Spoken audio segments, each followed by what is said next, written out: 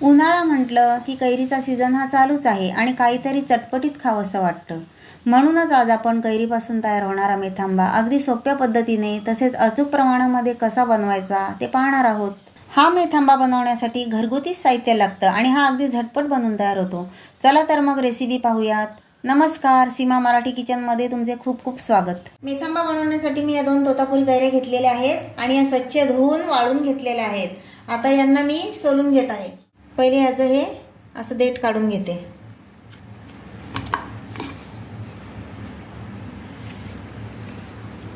आणि या कैऱ्या जास्त आंबट नसतात म्हणून तोतापुरी कैऱ्या घेतलेल्या आहेत. हे पहा, आपण आता याचं वरचं साल काढून घेऊ.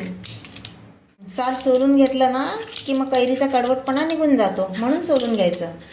तुम्हाला जर साल आवडत असेल तर तुम्ही साल ठेवूही शकता, पण साल काढल्यावर जरा जास्त चांगलं असतं.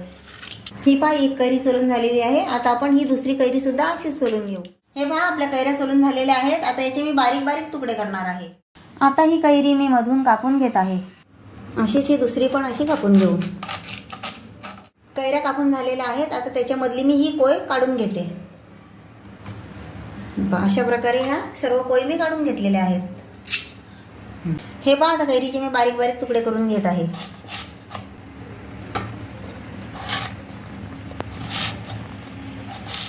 तुम्हाला पाहिजे त्या आकारात तुम्ही कैरी कापू शकता. बारीक तर बारीक कापा, नाही तर मोठी कापा, तसं काय नाही. कुठल्याही आकारात तुम्ही ही कैरी कापू शकता. पहिले मी असे लांब लांब तुकडे करून घेते आणि याचे परत बारीक तुकडे करणार आहे, म्हणजे कशी कापायला सोपी जाते. आपले कैरीचे उभे काप कापून झालेले आहेत. आता याचे मी परत बारीक तुकडे करणार आहे. हे पहा, मी एवढे एवढे तुकडे करत आहेत या आकारात. तुम्हाला पाहिजे त्या आकारात तुम्ही तुकडे करू शकता. आणि या सगळ्या कैऱ्या मी कापून घेणार आहे. कैऱ्या कापून झालेल्या आहेत. आता आपण मेथांबा बनवायला सुरुवात करूया. हे पहा, इथे मी पॅन गरम करत ठेवलेला आहे. आता यात मी हे 3 चमचे तेल घालत आहे. तेल जरा जास्तच घालायचं. तेल गरम झालेलं आहे. आता यात मी ही मोहरी टाकत आहे. आता हे हिंग आणि हे मेथीचे दाणे आणि यात थोडीशी हळद घालत आहे.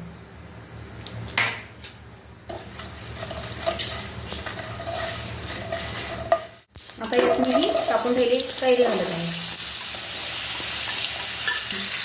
आणि अशा वेळेस ना गॅस स्लो ठेवायचा. हे परतून झालं 2-3 मिनिटं की याच्यावर हे थोडंसं झाकण ठेवायचं. 2-3 मिनिटं झालेली आहेत. आता आपण हे झाकण काढून बघू. हे पहा, कैरी थोडीशी नरम झालेली आहे.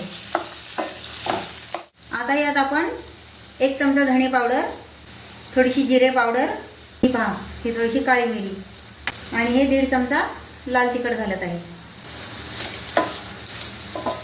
या सर्व वस्तू आपण मिक्स करून घेऊ. हे पहा, मिक्स झालेलं आहे. आता यात मी हा 1 वाटी गूळ घालत आहे. गुळाचं प्रमाण कैरी किती आंबट किंवा गोड आहे त्यानुसार घालायचं. आणि यात मी आता हे चवीपुरतं मीठ घालत आहे.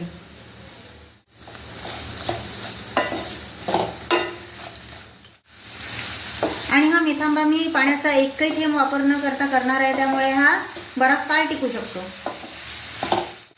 सुगंध खूप छान सुटलेला आहे. गूळ वितळेपर्यंत आपण आता हा शिजून द्यायचा. सगळं मिक्स झालेलं आहे. आता यावर मी 2-3 मिनिटं झाकण ठेवत आहे आणि गॅस एकदम स्लो करत आहे.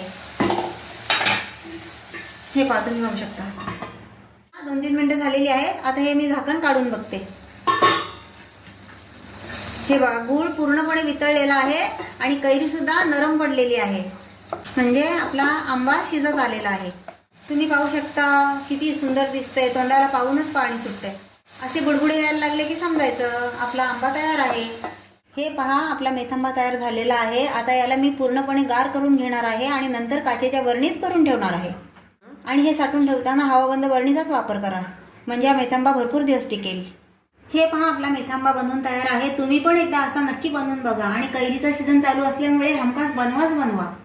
तुम्हाला ही मेथांब्याची रेसिपी कशी वाटली मला कमेंट करून सांगा. व्हिडिओ आवडला तर लाईक करा, शेअर करा आणि माझ्या चॅनलला सबस्क्राईब करा.